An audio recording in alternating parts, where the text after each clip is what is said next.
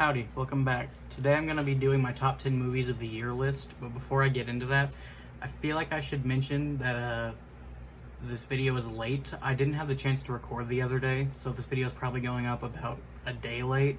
Sorry about that. Still figuring out the schedule of how I want to upload everything, so I'm still getting all that sorted. So yeah.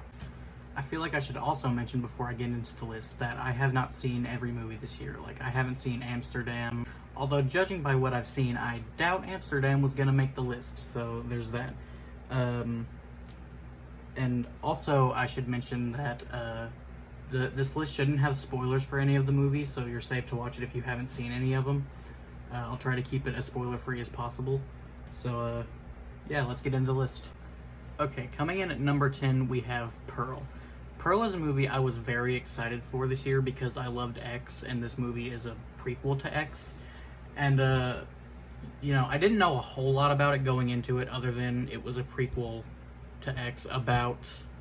It was an origin story for the killer of the movie, Pearl. And that's about all I knew. I hadn't seen a trailer or anything. And I ended up really enjoying it a lot. It was a very well-made movie. I liked the sets, I liked the cast, I thought everything was very well done. I'm trying to keep this as spoiler-free as possible, so I'm struggling to find what I want to say for sure. But yeah, Pearl was a very fun movie. I enjoyed it a lot.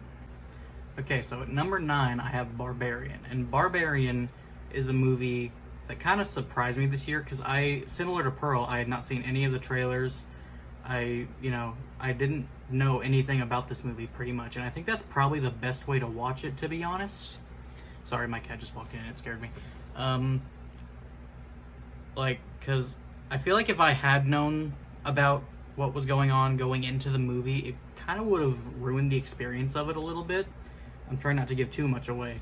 But yeah, there were some parts in this movie that like genuinely creeped me out. There were some parts that grossed me out. I just thought it was a very well-made horror movie, and one of the best ones I've seen in recent years, to be honest.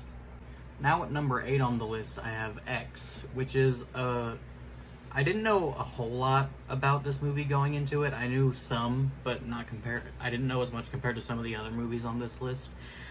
And I enjoyed it a lot more than I thought I would going into it. I thought all the cast did a really good job in the roles they were playing, and I liked the concept a lot.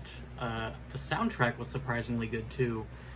I ended up enjoying this movie a lot more than I expected to. Something I did really like about this movie is that it's a slasher movie, but the antagonist is a very interesting concept for a slasher villain, and it's not something I've ever seen done before. Maybe it's been done before, but I haven't seen the movie, so I thought it was a very nice, fresh take on the slasher genre. Maybe slasher isn't the right way to describe this movie, but it does have elements of the slasher genre that kind of felt that way, so yeah. But yeah, another movie that I really, really enjoyed this year.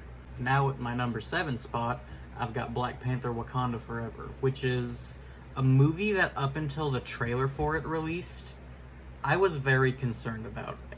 One, because the main star, Chadwick Boseman, sadly passed away back in 2020.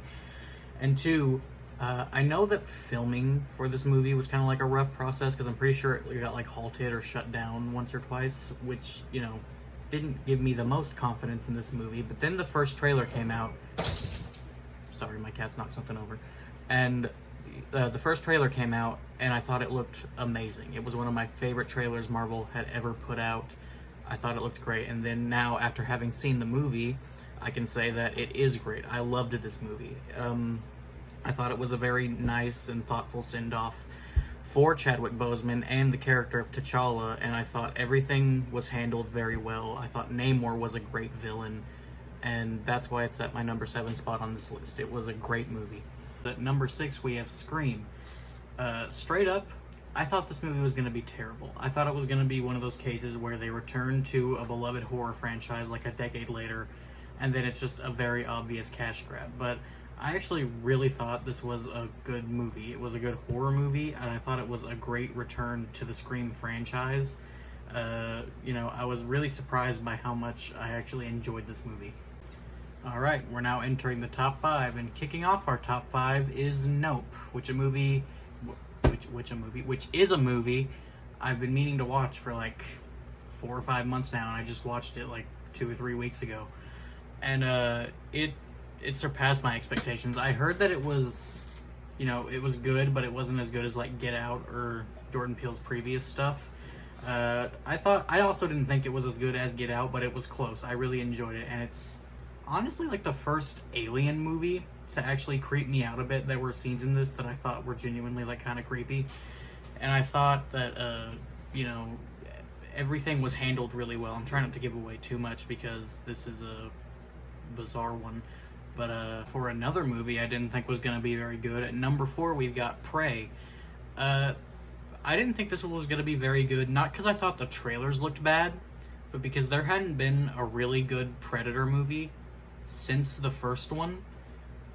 And this movie it surpassed my expectations in every way. It was a really great movie, and it might be my favorite Predator movie. I don't know. It's either 1 or 2. I don't know for sure. I think the first one still has it beat out a little bit, but it was a very great, surprising return to form for the Predator franchise, and if they continue to make movies of this quality, then that'd be great. Now at my number 3 spot, I have The Northman, which is a movie that I was extremely late to. I think it came out back in like April or March, and I just watched it like last month. So I was very late to this movie, but after watching it, I loved it. I don't have a single complaint with it, and that's why it's in the top 3, obviously. I thought the entire cast did everything extremely well. They did exactly what they needed to do. I thought the movie looked amazing. I thought, it's a revenge story, and I think everything is executed very well. It's just a very, very good movie, and I highly suggest it. So that's my number 3. Now, at my number 2 spot, I have Everything Everywhere All at Once, which was a very highly anticipated movie for me this year.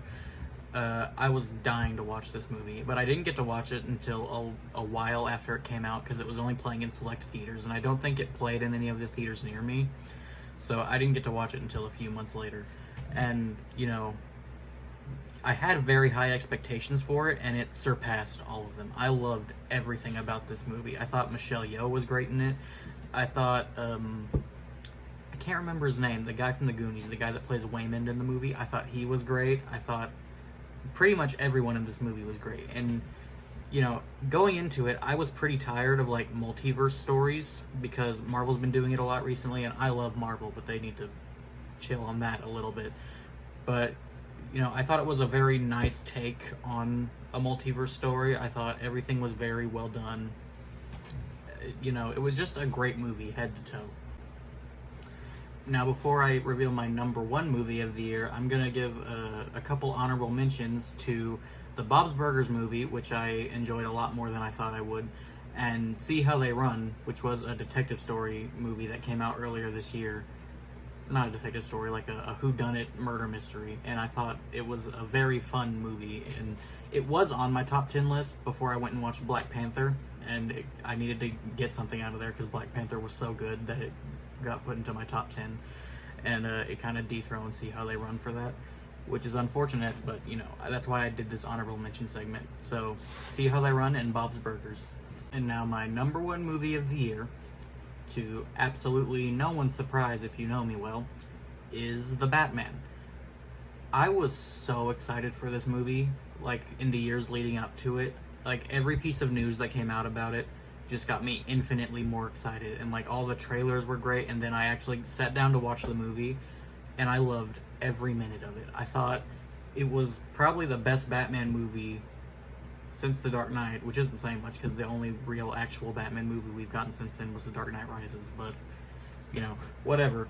I think Robert Pattinson was an amazing Batman. I thought Paul Dano was great as the Riddler. It was nice to see an actual good portrayal of the Riddler in a movie again, because the last one we got was this. I love Jim Carrey. What in God's name is that? The 90s were weird. But anyway, Zoe Kravitz was great as Catwoman. Everything about this movie was great. I loved the visuals. I loved the entire vibe of just the world. Gotham is probably my favorite on-screen Gotham we've ever gotten. I love the way the city looked and felt. It's a very like kind of dark, kind of dingy movie, and I just loved it, and that's why it's my number one. I love this movie top to bottom. It is just, I don't have a single complaint with this movie at all. And those were my top 10 movies of the year. Leave a comment down below letting me know what your top 10 of the year were, whether you like this list, dislike it, agree with it, whatever. Leave a like, subscribe, and that's pretty much all I got for you today. See ya.